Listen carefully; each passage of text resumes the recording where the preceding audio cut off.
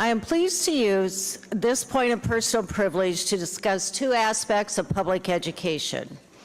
First, it is my pleasure to talk about the great things that are happening in the classroom. And second, I'll issue a challenge to my colleagues on both sides of the aisle. Often within this chamber and from the media, we get the idea that public education is broken and in desperate need of a quick fix. That has certainly not been my recent experience, and I want to take a few minutes and share my learning. I have always believed that schools are buildings with dreams inside, and that's what I had a chance to experience. Recently, I was invited by a teacher to co-teach a large group of second grade students at Liberty Elementary, which is on the west side of Sioux City. I know quite a few of you have been invited to tour public schools, but this invitation was to actually co-teach, and the topic was how a bill becomes a law. As legislators, we are often shown the surface of a classroom day by a principal, and they show us all the fancy stuff and the photo ops, and we only get to see what they want us to see. So when I say co-teach, I didn't teach alone, and I don't want to leave you with the impression that somehow I captured the attention of over 125 second graders by myself. I didn't.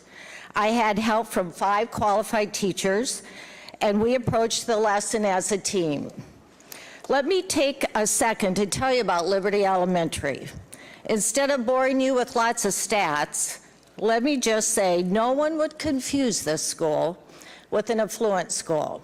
It is racially and economically diverse, and more than half its students fall well below the poverty line.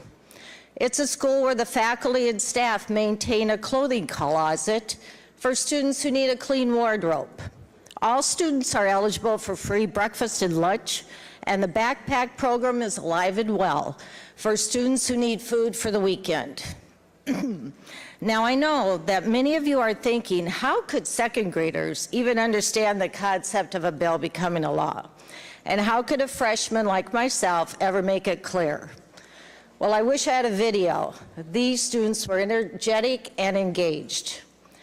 I knew I'd even bore myself if I tried to do a lecture, and a multimedia presentation was well out of my technology wheelhouse. Instead, the kids worked in pairs and groups to discuss and argue issues. My first surprise was when I introduced the idea of taking a position on an issue. I gave them some examples like, some of you will be in favor of having school in the summer. Some of you will not want to have school all year round. One of the teachers called in a student and asked, how do we disagree?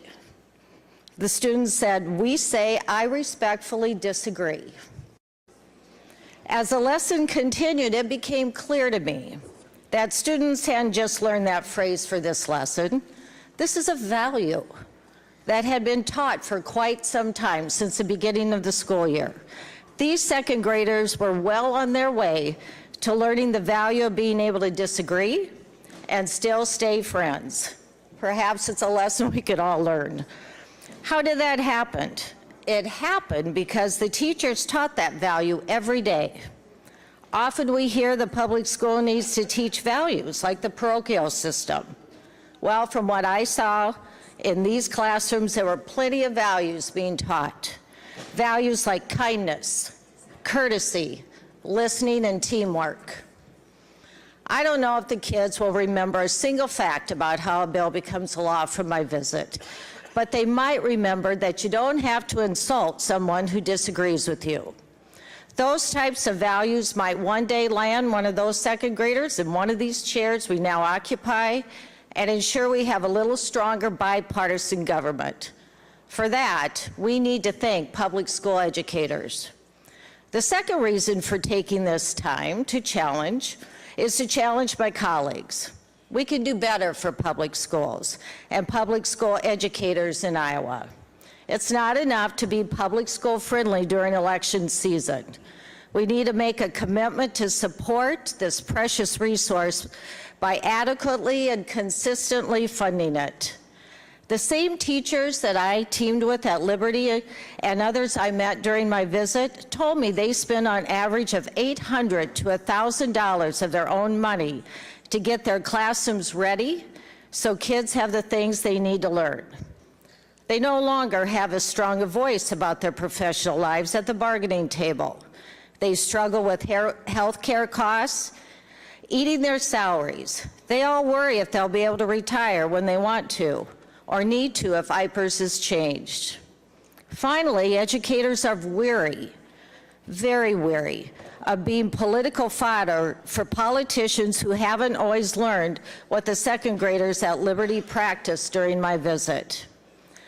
I know some of you haven't been in a classroom during a school day since you left high school. And I know some of you have formed your opinions based entirely on your own elementary and secondary experience. So I challenge you today to take some time to perhaps refresh your perspective a bit by co-teaching in a public school at any level that you feel comfortable.